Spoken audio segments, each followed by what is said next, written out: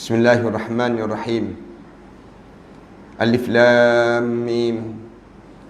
Ahasiban nasu an yutraku an yaqulu amanna wa hum la yuftanun. Wa laqad fatanna alladhina min qablihim fala ya'lamanna Allahu alladhina sadaqu wa la ya'lamanna al-kadhibin. Alif Lam Mim, Allah sajalah yang mengetahui maknanya. Adakah manusia menyangka bahawa mereka boleh menyebut kami telah beriman kepada Allah, sedangkan mereka belum lagi diuji oleh Allah? Walaqad fatanna alladhina min qablihim, sesungguhnya kami telah uji umat-umat sebelum daripada kamu. Dengan ujian yang kami jadikan pada kamu itu, maka kami tahulah siapa yang benar-benar beriman kepada Allah. Wala ya'lamannal kadhibin, maka siapa yang dusta kepada Allah Subhanahu wa taala. Surah Al-Ankabut ayat yang ke-1, ayat yang pertama hingga ayat yang ketiga. Pengurusi dan ahliatan kuasa masjid, pimpinan-pimpinan di semua peringkat, para alim ulama, muslimin dan muslimat sekalian, Assalamualaikum warahmatullahi ta'ala wabarakatuh. Sekali lagi, Alhamdulillah, kita syukur pada Allah kerana pada malam yang baik ini kita dipanggil untuk bertamu dalam rumah Allah. Saya biasa sebut bahawa syukurnya kepada Allah kerana dalam ramai-ramai orang, Allah pilih kita untuk menjadi tetamu kepada Allah. Mudah-mudahan bila kita dipilih oleh Allah untuk menjadi tetamu kepada Allah di dunia ini, kita juga akan dipilih oleh Allah untuk menjadi tetamu kepada Allah di akhirat nanti. Sebab para alim ulama sentiasa menyebut bahawa sesiapa yang dia tak pernah menjadi tetamu kepada Allah di dunia ini, jangan dia bermimpi untuk dia menjadi tetamu kepada Allah di akhirat nanti. Alhamdulillah, kita dalam sibuk-sibuk kita dan banyaknya tugasan harian kita, Allah gerakkan hati kita datang duduk sekejap. Bagi kita duduk bukan sekadar kita duduk biasa-biasa, tapi kita duduk untuk membekalkan perjalanan hidup kita yang akan datang nanti. Kerana tak mudah kita boleh duduk dan kita boleh datang majlis ilmu sebegini. Ditambah pula dalam dunia kita, dunia kebendaan, dunia manusia yang sibuk dengan urusan harta benda dunia. Tapi kita boleh datang juga, datang dengan tujuan untuk kita nak betulkan balik jalan hidup kita ini. Jangan sampai kita mati ataupun keluarga kita menghadap depan Allah dalam keadaan golongan al-maghdubi alaihim ataupun ad-dallin. Kita tak nak kita jadi sampai peringkat demikian. Kita nak dalam hidup kita, sebagaimana yang kita sebut sepanjang masa dalam hidup kita ni, tiap kali mana kita solat, sentiasa kita sebut dalam doa kita, ihdinas siratal mustaqim. Ya Allah, tolong bimbingkanlah perjalanan hidup ini ke jalan yang lurus, ya Allah. Naknya pada kita ni, agar kita ni sentiasa hidup dalam keadaan betul. Betul-betul jalan hidup kita ini bukan berdasar kepada yang disebut dengan pemimpin-pemimpin kita, tak tentu lagi. Ataupun betul jalan hidup kita ni bukan berdasar pada orang kaya yang ada sekitar kita, tak betul lagi. Dalam hidup kita ni, betul tak betul kita ni berdasar pada apa dia? Berdasar pada Al-Quran dan berdasar pada hadis Nabi Muhammad sallallahu alaihi wasallam. Bila kita boleh tepat jalan hidup kita ini, barulah kita merasai nikmat dalam kehidupan kita. Kerana tuan-tuan sedia maklum bahawa dalam hidup kita ni, Allah bagi beberapa nikmat-nikmat yang utama dalam hidup kita untuk kita dapat. Sepanjang kita hidup ini, jangan kita sampai terlepas nikmat-nikmat yang Allah sedang bagi pada kita. Walaupun nikmat ini, yang disebut dengan nikmat-nikmat ini, kita tak boleh nak kira nikmat yang banyak. Allah sebut, wa in ta'uddu nikmatallahi la tuhsuha. Kalau kamu nak bilang nikmat Allah, tak terbilang nikmat dalam hidup kamu. Banyak sangat nikmat Allah. Cuma alim ulama' disusun, Dalam hidup kita ni nikmat apa yang patut kita rasa syukur sangat? Yang patut kita ada dalam hidup kita ni, kita sentiasa rasa alhamdulillah aku dapat nikmat ini. Nikmat apa yang patut kita rasa sehingga kan kita ni rasa betul jalan hidup kita? Ulama-ulama dia susun. Ulama-ulama kata nikmat yang pertama yang Allah bagi pada kita ialah nikmat ijad dan nikmat imdad. Nikmat ijad maksudnya nikmat Allah jadikan kita manusia. Nikmat jadi manusia ni alhamdulillah Allah pilih kita jadi manusia. Kita tak jadi katak puru, senang ceritanya. Kita tak jadi kayu kayan. Kita tak jadi bukit bukau. Kita tak dipilih oleh Allah untuk menjadi yang disebut dengan makhluk-makhluk lain. Tapi dalam banyak-banyak makhluk Allah pilih kita jadi manusia. Jadi manusia ni satu nikmat. Alhamdulillah kita tak jadi Doraemon, senang ceritanya. Kita tak jadi yang disebut dengan apa dia, dengan benda-benda yang lain. Kalau Allah nak buat, kita boleh buat. Tapi Allah tak pilih kita untuk jadi demikian. Allah pilih kita jadi manusia. Jadi manusia ni dalam hidup kita ni berapa kali mulut kita sebut alhamdulillah. Alhamdulillah Allah pilih aku untuk menjadi manusia. Lepas bersama dengan jadi manusia, Allah bagi nikmat imdad. Nikmat ijad yang pertama, nikmat imdad bersama dengan nikmat ijad. Nikmat imdad ni apa dia? Nikmat Allah lengkapkan perjalanan hidup kita. Allah cukupkan keperluan dalam hidup kita. Allah dalam hidup kita ni start daripada kandungan ibu lagi. Bila kita masuk dalam kandungan ibu, Allah mula suruh malaikat tiup roh pada orang yang nak hidup ini. Orang yang nak hidup ni malaikat, kamu tiup roh. Bila tiup roh saja, fayunfakhu fihi ruh. Bila ditiup roh, wa yu'maru bi arba'i kalimat. Diarahkan kita untuk kita ni sendirinya tulis tentang 4 perkara orang yang nak hidup ni. Malaikat kamu tulis terus orang ni. Yang pertama tulis bi katbi rizqi. Kamu tulis rezeki orang yang nak hidup ni macam mana. Yang kedua malaikat, kamu tulis wa ajali. Ajal dia di mana, ketika mana dan bagaimana. Tulis semua malaikat. Orang ni ada tak rezeki? Yang pertama ni ada. Orang ni wa fis sama'i rizqukum wa ma tu'adun. Di langit telah ditulis oleh Allah terhadap rezeki yang telah dijanjikan oleh Allah kepada setiap orang. Kita ni dah ada dah rezeki kita. Allah nak tulis dah.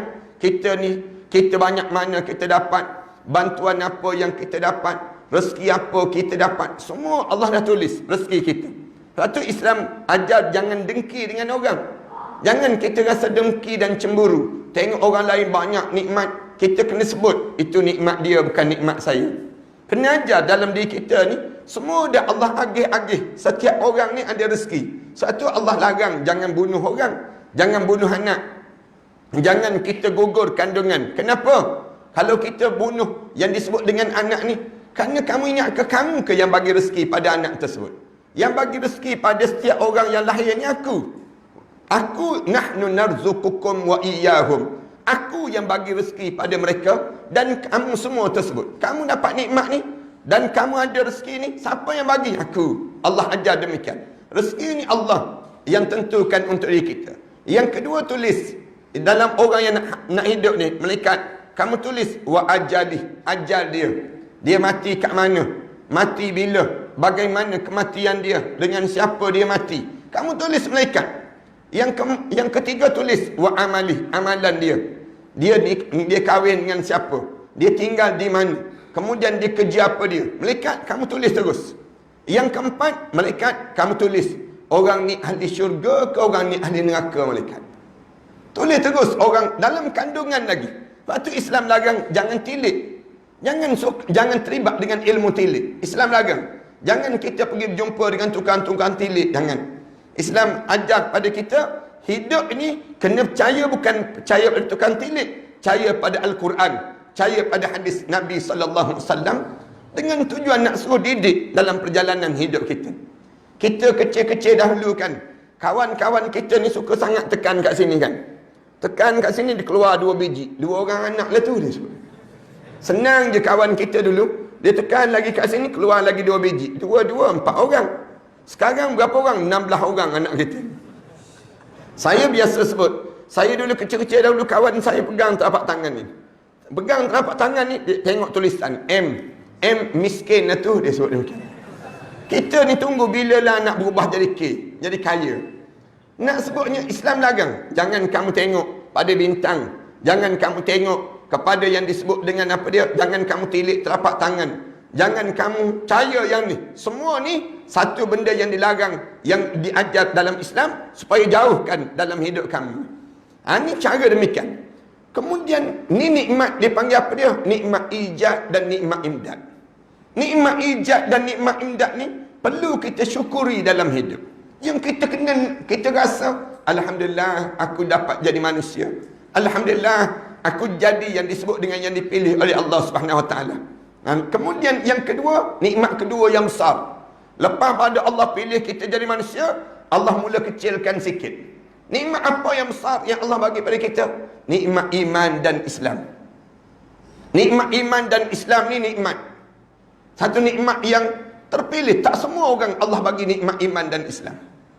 Alhamdulillah, kita ni orang tak terkenal pun, tapi dikenali di arash Allah sekarang. Allah kenal kita. Lalu Allah pilih masukkan iman dan Islam dalam tubuh badan kita. Kalau nak kira yang layak terima iman dan Islam ni siapa? Yang patutnya layak bukan kita. Abu Talib dahulu. Abu Talib bapa saudara Rasulullah sallallahu alaihi wasallam. Abu Talib tak terima Islam. Abu Talib yang dekat dengan Rasulullah, membesar Rasulullah. Bukan dia tak kenal Rasulullah. Sampai dekat nak meninggal dunia, Rasulullah pujuk dia. Pakcik, tinggal pakcik seorang lagi tak mengucap. Orang lain semua dah mengucap.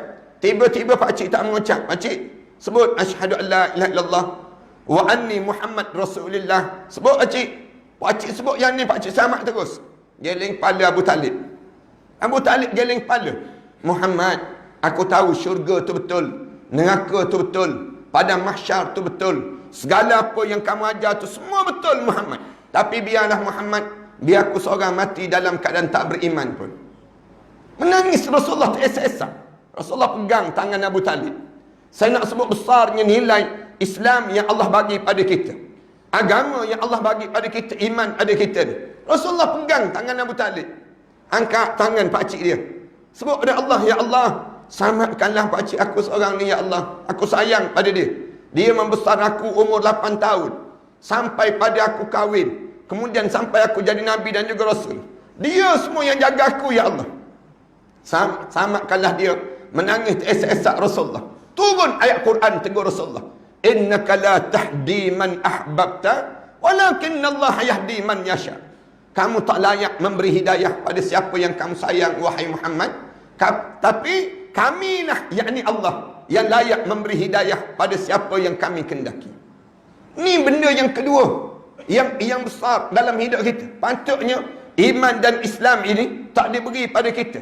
Bagi pada siapa? Bagi pada Donald Trump lah patutnya demikian. Bagi pada siapa? Bagi pada pemimpin-pemimpin dunia. Tak. Allah pilih kita. Bila Allah pilih kita ni, patutnya kita sebut alhamdulillah binikmatil Islam. Binikmatil Islam, dengan nikmat Islam. Kerana Islam memuliakan hidup kita.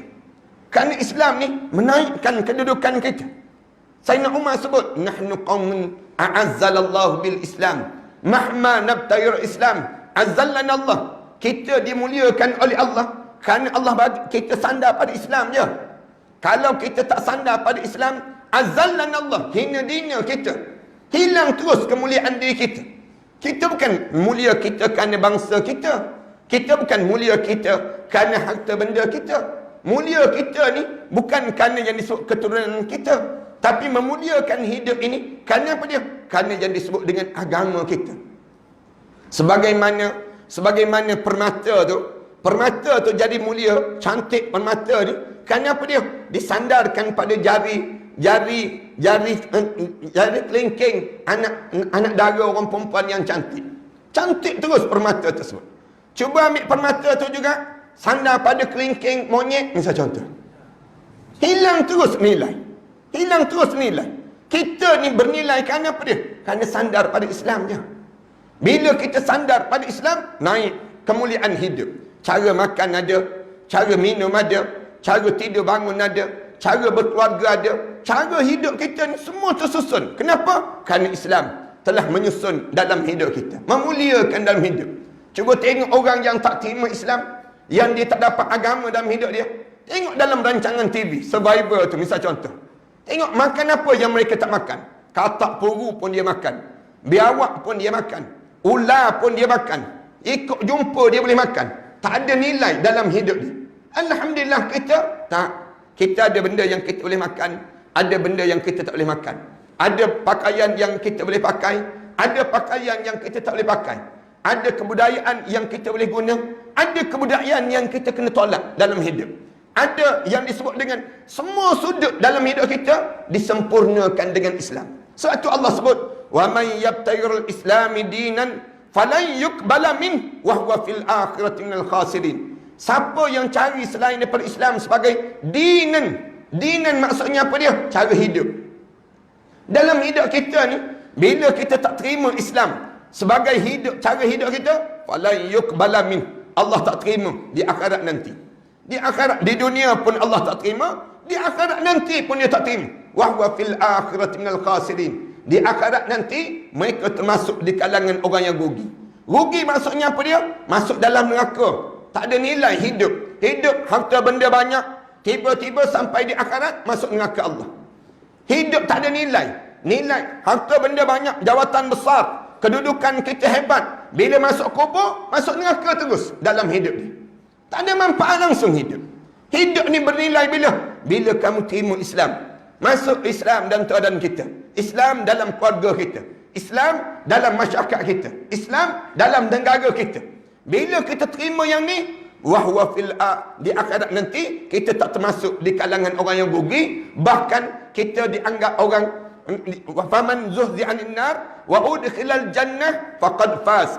Siapa yang dimasukkan ke dalam syurga, orang inilah orang yang paling berjaya sepanjang hidup di atas dunia ini sendiri.